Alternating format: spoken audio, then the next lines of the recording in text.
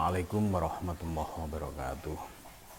Ila khadrati Nabil Mustafa Rasulillah sallallahu alaihi wasallam wa nikum minal anbiya wal mursalin wal awliya wasyuhada wasyolikin wal malaikatil muqarrabin. Khususan musannif handal kitab Syekhul Akbar Syekh Muhyiddin Ibnu Arabi wa khususan lahumul Fatihah. A'udzu billahi minasyaitonir rajim. Bismillahirrahmanirrahim. Alhamdulillahirabbil alamin arrahmanir rahim maliki yaumiddin. Iyyaka na'budu wa iyyaka nasta'in ihdinas siratal mustaqim. Shiratal ladzina an'amta 'alaihim ghairil maghdubi 'alaihim waladdallin. Bismillahirrahmanirrahim. Subhanaka la ilma lana illa ma 'allamtana innaka antal alimul hakim. La haula wala quwata illa billahil aliyyil azim. Rabbi shrah li sadri wa yassir li amri wahlul 'uqdatam min lisani yafqahu qawli. Amin. Qala musannif rahimakumullah wa nafa'ana bihi wa bil fitarin amin ya rabbal alamin. Pagi ini kita melanjutkan kajian kitab Al-Futuhat Al-Makkiyah, masih pada bagian Muqaddimatul Kitab. Pembahasan sebelumnya Syekhul Akbar Syekh Muhyiddin Ibnu Arabi sudah menjelaskan secara gamblang. Yang pertama menjelaskan syahadat tauhid. Syahadat tauhid yaitu syahadat kesaksian tentang keesaan Allah, yang sumbernya dari kalimat asyhadu alla ilaha illallah. Aku bersaksi bahwa tidak ada Tuhan selain Allah. Dalam penjelasannya, Ibnu Arabi sudah menyampaikan secara detail soal pandangan akidah yang diikuti oleh Ibnu Arabi. Ya, dari penjelasan yang lalu bahwa dalam akidah Ibnu Arabi berpegang pada akidah Asy'ariyah. Karena ini sebagai basic atau sebagai fondasi ya, di dalam memahami konsep tauhid, terutama nanti akan ada pembahasan tentang tauhid ahli kasbi. Jadi akidah Asy'ariyah ya sudah dijelaskan sebelumnya, itu juga persis bagaimana yang dipahami oleh para ulama-ulama ya Ahlussunnah wal Jamaah yang akidahnya mengikuti Asy'ariyah Maturidiyah. Ya. Salah satu ungkapan Ibnu Arabi yang saya ingat adalah Allahu kana wala makana. Allah itu ada dan tidak ada tempat, dan tidak bertempat. Ini artinya sejalan dengan akidah Asy'ariyah. Kemudian berikutnya wa huwa ala ma alaihi kana, dan Allah yaitu meliputi segala yang ada. Kana wala syai'a ma'ahu. Allah ada dan tidak ada sesuatu apapun yang menyertainya. Nah, dari penjelasan ini ya, salah satunya ya, kalau sebelumnya juga secara detail menjelaskan tentang sifat-sifat Allah ya, yang terkait dengan sifat salbiyah sifat-sifat yang khususiyah dimiliki oleh Allah Subhanahu wa taala. Maka tidak ada keraguan lagi ya, dari para pengkaji tasawuf Ibnu Arabi ya, tidak bisa lepas dari akidah Asy'ariyah. Dan Ibnu Arabi ya menolak pendapat yang menyatakan Allah bertempat, misalkan di arsy. Ini Ibnu Arabi menolak, karena dari penjelasan Allahu kana wala makana jelas mafhum mukhalafah dari makalah ini. Ibnu Arabi menolak pemahaman Allah bertempat di arsy. Kemudian selanjutnya ya, Ibnu Arabi juga menolak pemahaman tajsim, pemahaman kaum Mujassimah, yaitu kelompok yang memiliki pemahaman bahwa Allah itu memiliki wujud secara fisik. Maka ketika ada penjelasan wajhullah, wajah Allah itu sebagaimana wajah manusia. Nah, kemudian tangan Allah itu tangannya juga seperti tangan manusia. Ya, maka pemahaman yang demikian ini ya berarti menyamakan Allah dengan makhluk. Dan Ibnu Arabi menolak pemahaman ini. Ibnu Arabi menjelaskan bahwa Maha Suci Allah ya dari diserupakan dengan segala sesuatu dari makhluk. Jadi Ibnu Arabi menolak, menjaga sifat tanzihnya Allah dari diserupakan dengan makhluk. Dan Ibnu Arabi juga mengutip dasar argumentasi ini bersumber dari surat Al-Ikhlas. Qul huwallahu ahad, Allahus samad, lam yalid walam yulad walam yakun lahu kufuwan ahad. Allah sebagai tempat bergantung, tidak melahirkan dan tidak dilahirkan, dan tidak ada seorang pun yang menyerupai. Ditambah lagi Ibnu Arabi mengutip ayat laisa kamislihi syai'un, tidak ada sesuatu yang menyerupai Allah Subhanahu wa ta'ala. Jadi jelas bahwa sikap Ibnu Arabi ya, terkait akidah, beliau adalah berpegang pada akidah Asy'ariyah. Ya, sekalipun beliau tidak ada penjelasan di sini mengikuti akidah Asy'ariyah, tapi dari substansi yang disampaikan itu persis dan tidak meleset sedikit pun dari akidah Asy'ariyah. Ya. Kemudian yang kedua terkait dengan syahadat Rasul.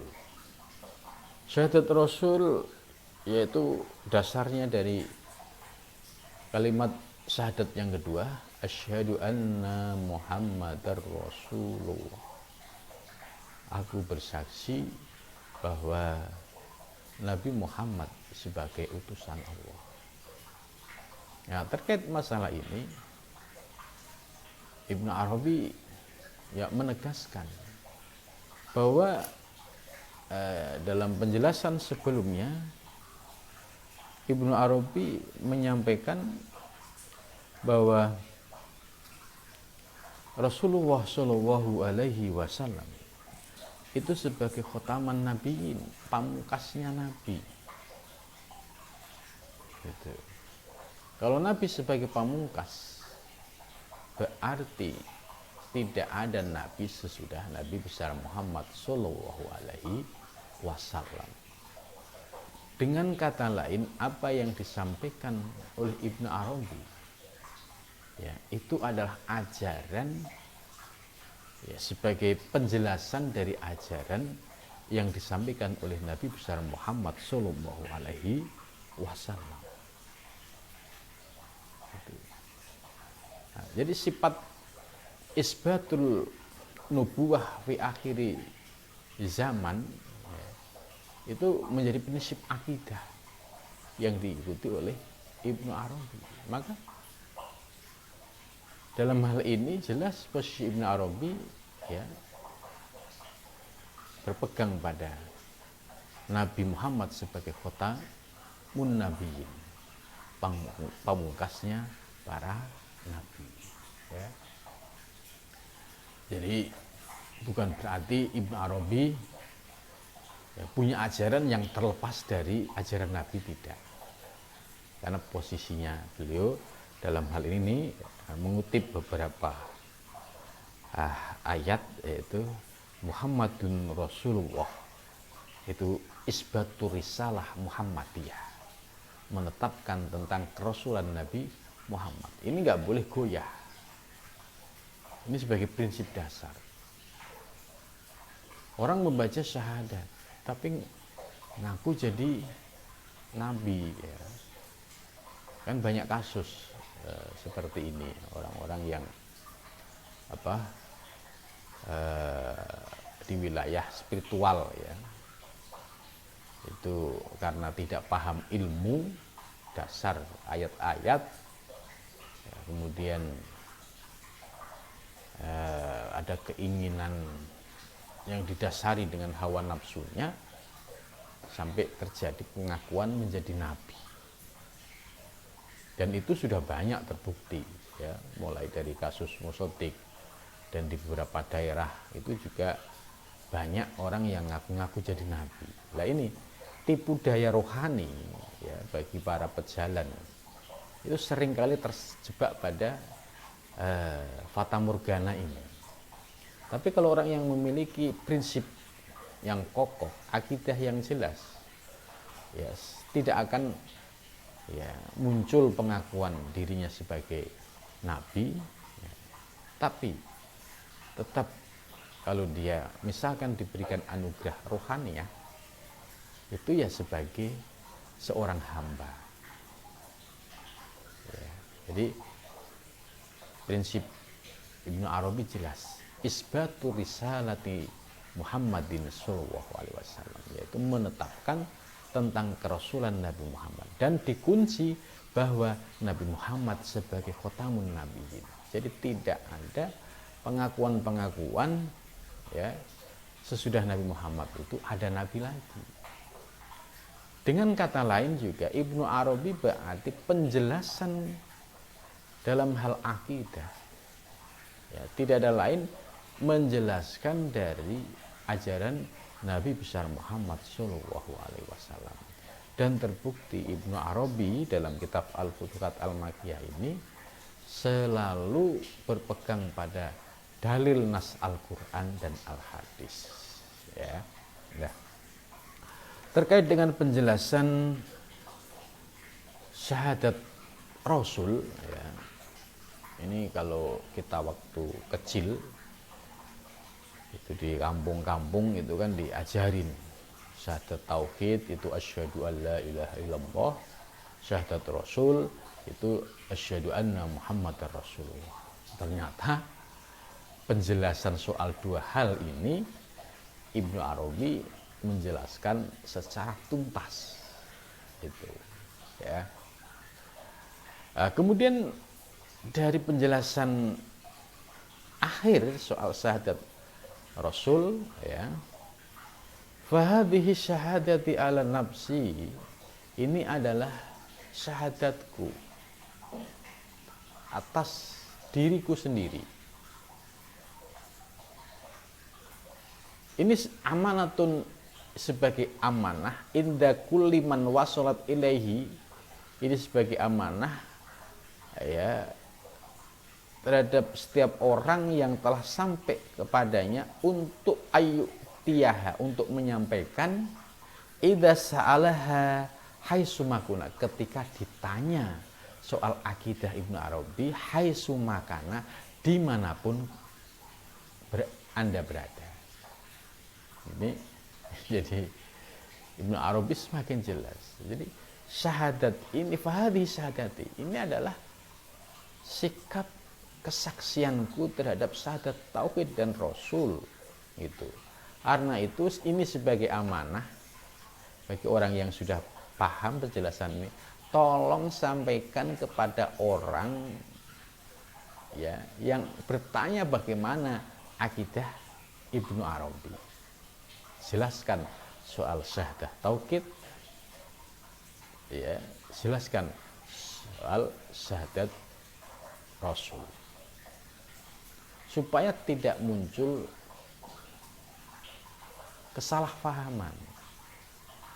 Karena banyak sekali orang yang menuduh Ibnu Arabi itu macam-macam, ya, dituduh ajarannya sesat, ya, kemudian dituduh mengajarkan ittihad, hulul, wahdatul wujud, ya.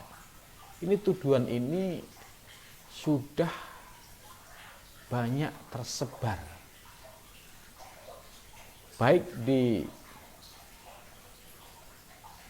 dunia Islam, ya, terutama dari kelompok-kelompok yang anti tasawuf, dan juga di Nusantara bagi yang tidak paham.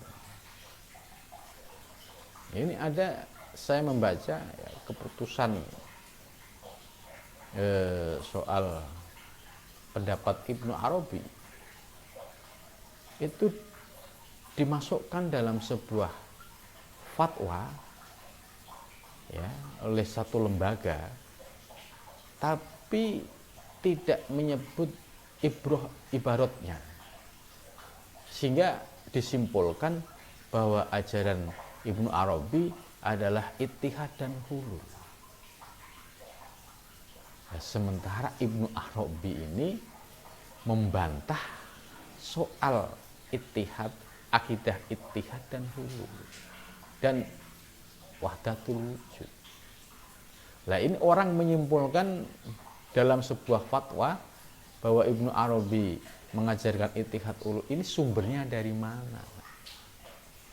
Ini kan sebuah fatwa yang tidak didasari dengan keilmuan.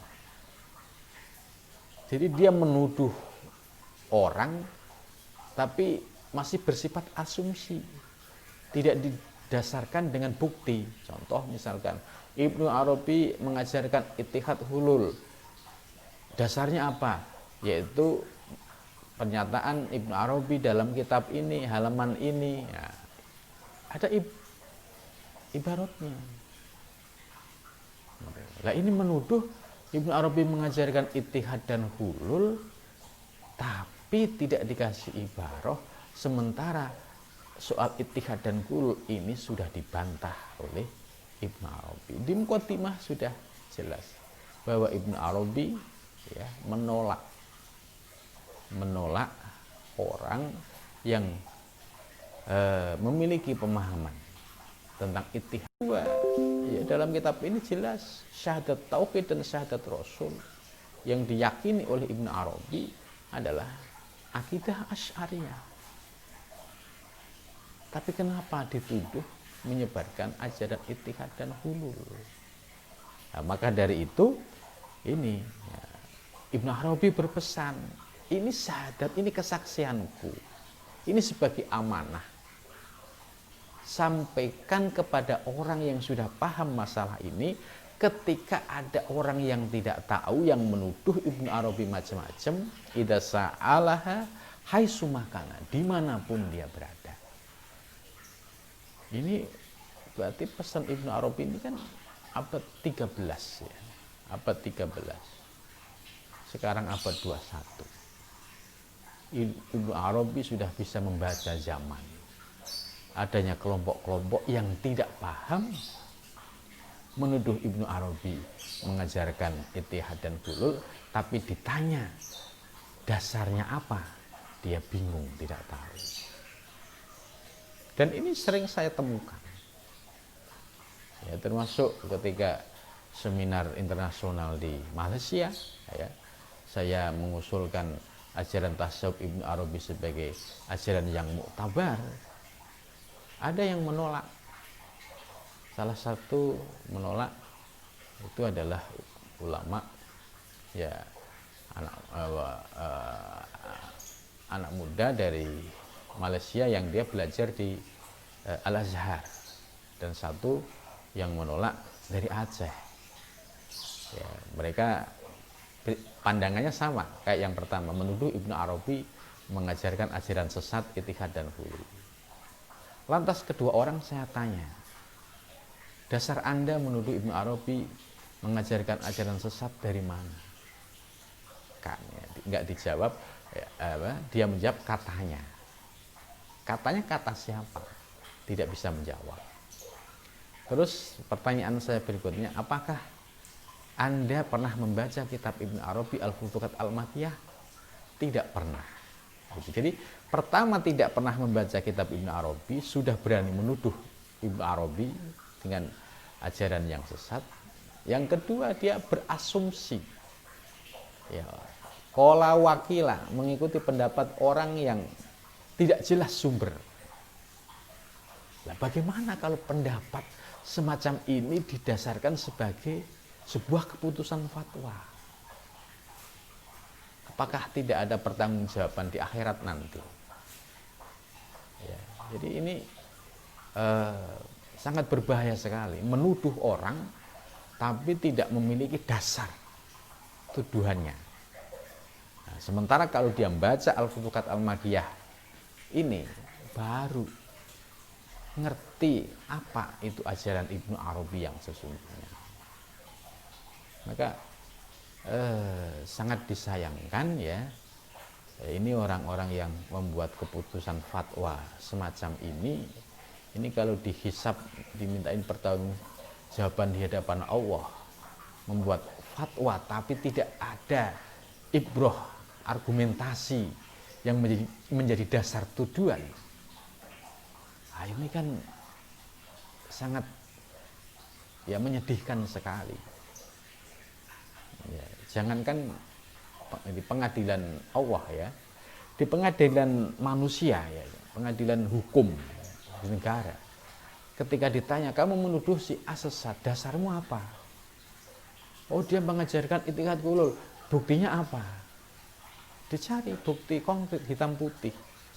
Tidak bisa membuktikan, berarti tuduhan Anda, fatwa Anda adalah fatwa yang tidak berdasarkan dengan ilmu. Apakah ini yang disinyalir oleh Rasul? Ya, suatu zaman nanti akan tersisa al-juhala, yaitu orang-orang yang bodoh.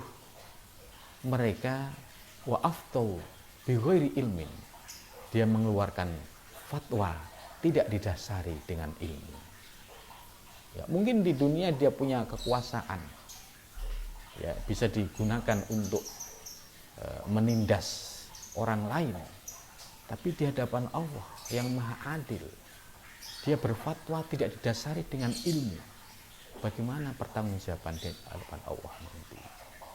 Ya, ini fenomena ini sangat menyedihkan sekali ya, ketika membuat fatwa tuduhan terhadap ajaran Ibnu Arabi sebagai ajaran yang menyimpang tapi tidak didasari dengan argumentasi yang kokoh, yang kuat, bahkan hanya sekedar asumsi-asumsi.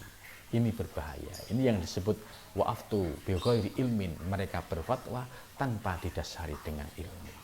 Ini sesungguhnya termasuk kelompok juhala yang disinyalir oleh Nabi dalam hadisnya. Fabagiyal juhala, maka akan tersisa orang-orang yang bodoh. Mereka siapa? Wa'aftu bighairi ilmin, mereka berfatwa tanpa didasari dengan ilmu. Nah, ini Ibnu Arabi sudah berpesan. Jadi tolong sampaikan yang sudah ngerti tentang ajaranku ini sebagai amanah. Dengan kata lain, saya ini mendapatkan amanah, dan siapapun yang mendengar ya, itu juga sebagai amanah. Tolong sampaikan ya. Inda kuliman ya wasolat ilahi ayu addiha idza sa'alaha, ketika dia bertanya tentang masalah syahadah, hai sumakana, di mana kamu berada ya. Jadi ini sangat ya penting sekali, karena banyak sekali orang yang menuduh tapi tidak didasari dengan argumentasi yang kokoh, hanya katanya, dan ini berbahaya ya. Kemudian selanjutnya ya di akhir dari penjelasan ini ya Ibnu Arabi termasuk ya memuji kepada Allah ya dan berdoa kepada Allah ya.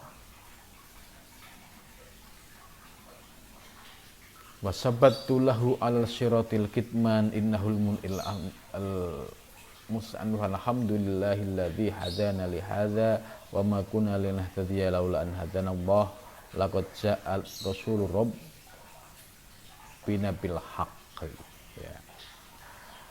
Fahadhihi aqidatul awam min ahlil islam ahli tauhid wa ahli nador.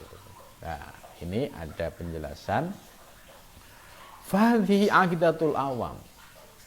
Apa yang disampaikan oleh Ibnu Arabi sebelumnya terkait dengan pandangan soal syahadah tauhid, syahadah rasul, ini sebagai akidah yang lebih umum ya, yang diikuti oleh mayoritas umat Islam. Jadi disebut akidatul awam, akidah umum, akidah kebanyakan orang min ahlil Islam. Dan ini Ibnu Arabi sudah menyampaikan akidah yang sifatnya umum ini. Ahli taklid ya, ahli taklid siapa itu? Ya orang-orang awam yang tidak mengerti dasar argumentasi baik yang akli maupun nakli soal konsep tauhid, kemudian dia hanya ikut ya saya ikut guru saya ikut pendapat kiai saya ya, karena dia tidak memiliki kemampuan untuk mengakses langsung memahami nas Quran dan hadis ya, saya ikut kiai saya gitu. Saya ikut akidah organisasi saya, contoh bagi warga NU ya akan berpegang pada akidah NU yang menjadi rujukannya yaitu akidah Asy'ariyah Maturidiyah gitu. Kalau dia ditanya mana dalilnya, ya saya nggak tahu dalilnya tapi saya ngikutin kiai saya. Ini yang disebut ahli taklid ya, mereka termasuk ahli taklid ya. Ahli taklid tidak apa-apa tapi dia ngikut yang benar ya. Wa ahli nador dan ahli nador. Ahli nador itu ya orang-orang yang suka berpikir secara mendalam, ahli nador. Orang-orang yang memiliki latar belakang filsafat ya, itu ketika bicara soal ketuhanan itu kan dibarengi dengan penjelasan yang rasional dan juga didasari dengan argumentasi yang akli. Itu termasuk ahli nador. Mulakhasatun mukhtasaratun ya. Ini sebagai ya, ringkasan. Mulakhos itu ya ringkasan yang sangat ringkas sekali gitu. Sum'at luha insyaallah, kemudian aku akan membacanya insyaallah jika Allah berkehendak bi aqidatin nasyiah as-sadiyah ya. Domanat ha ikhtisarul iktisadi bi auzazi ibaratin ya, nanti insyaallah akan dijelaskan juga akidah ya yang di dalamnya itu ringkasan dengan ibarat-ibarat yang sangat simpel, ringkas dan mudah dipahami. Nabahtu fiha ala ma'khadil adilah lihadil milah. Dan saya ingatkan bahwa di dalam penjelasan tersebut juga bersumber makhod, sumber rujukan, yaitu dalil-dalil yang qot'i ya, lihadil milah bagi agama ini. Wasamituha birisalatil ma'lum, dan aku menyebutnya dengan risalah maklum min aqaidi ahli rusum. Nah, jadi Ibnu Arabi menyebut penjelasan soal akidah yang ringkas tadi itu disebut risalatul maklum min aqaidi ahli rusum. Itu. Liyusahhila, supaya memudahkan ya ala tolibi, atas para santri, para pengkaji ya. Termasuk kita ini tolib ya, santri ya, santrinya Ibnu Arabi gitu ya. Liyusahhila, supaya memudahkan ya ala tolib, atas santri, apa hifdzuha, menghafalkannya gitu. Jadi Ibnu Arabi juga mempertimbangkan ya, aspek para pengikutnya ini dari lintas kalangan, maka dibikin yang mudah ya, terutama bagi para pemula untuk bisa hifdzuha, menghafalkannya ya. Kemudian selanjutnya summa atluha, kemudian aku membacanya bi aqidati khawasi ahlillah, yaitu akidah khawas. Khawas itu orang-orang yang khusus, orang-orang yang istimewa.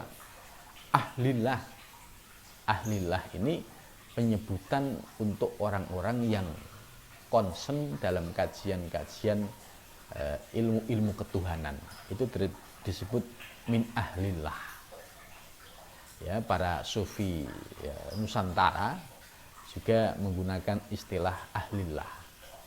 Nah, ternyata sumber istilah ahlillah itu dari Ibnu Arabi. Jadi maksudnya sum'at luhabika, jadi akidah Asy'ariyah tadi yang sudah dijelaskan itu sebagai akidah pondasi ya. Setelah ini dijelaskan oleh Ibnu Arabi akan menjelaskan akidah yang di atasnya ya. Setelah basic akidah Asy'ariyah ini kokoh kuat dari sisi argumentasi akli dan nakli, Ibnu Arabi akan menjelaskan sum'atluha bi aqidatil khawas, akan menjelaskan akidahnya orang-orang khusus, yaitu min ahlillah, yang disebut dengan ahlillah. Ahlillah itu siapa? Yaitu orang-orang yang mengkaji ilmu-ilmu ketuhanan. Siapa mereka? Yaitu ya para pengkaji ilmu tasawuf, ilmu tauhid, ahlu kasfi ya, ini termasuk min ahlillah. Atau ahli thariqah ini juga termasuk min ahlillah. Para salik juga termasuk min ahlillah. Itu ya. Jadi ada tingkatannya. Ibnu Arabi ini sangat tertib. Akidah Asy'ariyah ya itu sudah disampaikan dengan argumentasi yang kokoh. Kemudian berikutnya Ibnu Arabi akan menjelaskan akidah khawas, akidah orang-orang khusus. Nah, struktur ini kan harus dipahami baik bagi para pengamal, pengkaji, dan juga pemerhati, dan juga orang yang kontra. Orang yang kontra nggak memahami peta ini, asal tuduh aja gitu. Pokoknya Ibnu Arabi ajaran sesat. Lah dia menuduh sesat terus ya, keilmuan dirinya itu sampai mana gitu kan. Ya, coba kalau misalkan ada orang menuduh Ibnu Arabi sesat, orang yang menuduh ini karyanya seperti apa ya, dia punya karya buku apa, kalau dia punya istilahnya orang yang hidup pada zaman, dia sudah nulis buku itu berapa ya. Ini Ibnu Arabi yang memiliki karya yang luar biasa dan diakui oleh seluruh ulama dunia, kok disesatkan oleh orang yang belum mengkaji kitabnya, jangan-jangan nggak punya kitabnya ya, terus dijadikan sebagai fatwa. Ini kan sangat sembrono sekali gitu. Ya, jadi baca kitabnya saja tidak pernah, karya-karya yang lain ini karya yang luar biasa ini. Sementara yang menuduh sesat Ibnu Arabi tidak punya karya, dan pemahaman keilmuannya hanya fikih oriented. Bagaimana orang hanya pemahaman fikih mengkaji ilmu yang sedasat ini? Ini frekuensinya sudah tidak nyambung. Frekuensi dia di AM, sementara kajian Ibnu Arabi sudah di frekuensi FM. Ini ibarat saja, analog saja ibarat itu. Jadi bagaimana seorang ahli fikih, mungkin fikihnya juga fikih-fikih yang tidak sampai ahli, ya, terus menghukumi ya seorang sufi yang memiliki basic keilmuan yang kokoh, baik dari aspek fikih, kemudian hakikat, kemudian torekoh dan ma'rifah. Itu ini ya, sangat menyedihkan.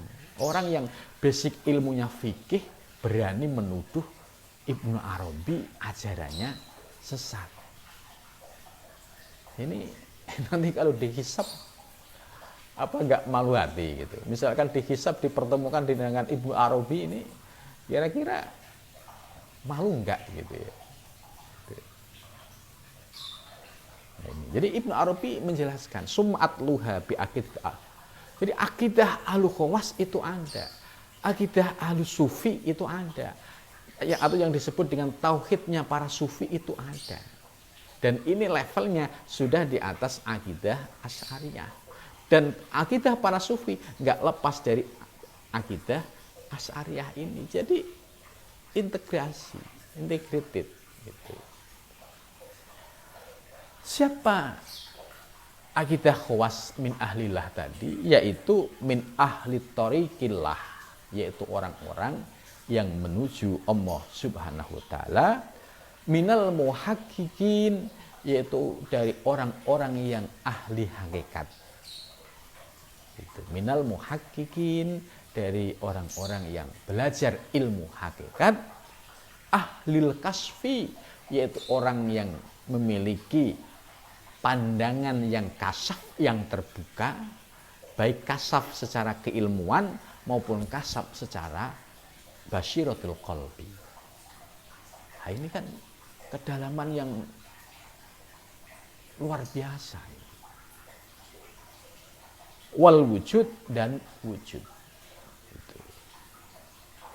Nah, jadi jelas Ibnu Arabi menjelaskan akidahnya, akidah Asy'ariyah sebagai akidah umat Islam secara umum, tapi di atas akidah Asy'ariyah ini ada akidah khawas, akidah orang-orang khusus ahlillah, yaitu orang-orang yang mengkaji ilmu-ilmu ketuhanan. Nah, ini harus dipahami peta ini. Kalau toh ada pembahasan soal wilayah ketuhanan yang sangat filosofis, jelimet, ya mungkin akalnya tidak, ya sudah, kalau kita tidak paham ya sudah, sadari saja mungkin saya belum paham, tapi itu hak, itu ajaran yang benar karena dibawa oleh orang-orang yang kredibilitasnya tidak diragukan lagi. Bayangkan kitab Al-Futuhat Al-Makkiyah ditulis oleh Ibnu Arabi itu di Masjidil Haram, dibimbing oleh Nabi Khidir, dan kita baca semua argumentasi Ibnu Arabi berdasarkan Quran dan hadis. Bagaimana kitab yang sedahsyat ini disesatkan oleh ahli fikih yang tidak menguasai masalah secara mendalam. Nah, ini yang kita sayangkan dan kita ikut sedih gitu ya. Ya. Jadi jelas bahwa Ibnu Arabi ya memiliki ya konstruksi akidah yang sebagaimana dijelaskan, yaitu akidah awam, kemudian di atasnya ada akidah khawas ahlillah. Siapa dia? Min ahli thoriqin lah, yaitu orang-orang yang berjalan menuju Allah Subhanahu wa taala, minal muhaqqiqin, yaitu orang-orang yang ahli hakikat, ahlil kasfi, yaitu disebut orang-orang yang memiliki anugerah kasaf, wal wujud, dan memiliki anugerah ya dalam memahami wujud. Ya. Wajarut tuha aidon fi juz'in akhar, dan aku juga menjelaskan ya, secara khusus pada bagian lain samaituhu ya, yang aku beri nama al-ma'rifah gitu. Jadi Ibnu Arabi juga menjelaskan secara spesifik dalam bagian lain dengan disebut samaituhu, aku memberi namanya yaitu al-ma'rifah gitu. Wabihi intahat muqaddimatul kitab. Jadi jelas dengan penjelasan akhir ini muqaddimah kitab ya yang disampaikan oleh Ibnu Arabi sudah selesai ya.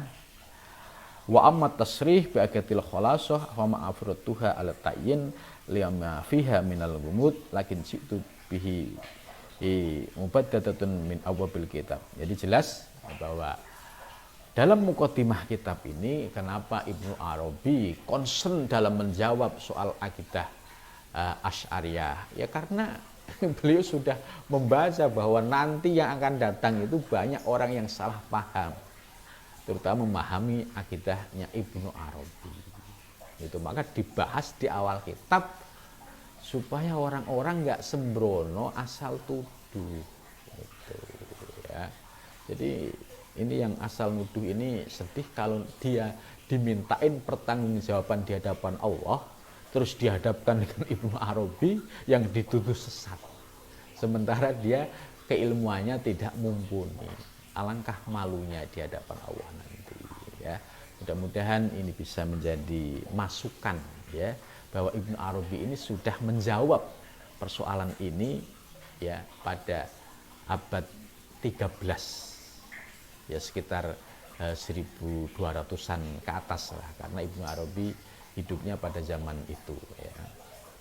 Ini sekarang abad 21 dan fenomena ini terjadi juga di abad 21. Mudah-mudahan dengan pengajian kitab Al-Futuh Al-Makkiyah dapat memberikan pencerahan bagi kita semua. Bagi yang sebelumnya tidak paham bisa menjadi paham, bagi yang sebelumnya menuduh Ibnu Arabi mengajarkan Ittikhadul Qulud akhirnya terbuka dengan mengkaji langsung kitabnya Ibnu Arabi. Jadi akhirnya tidak ada dusta ya, di antara kita, terutama bagi orang-orang yang ikut-ikutan menuduh sesat dan sebagainya ya.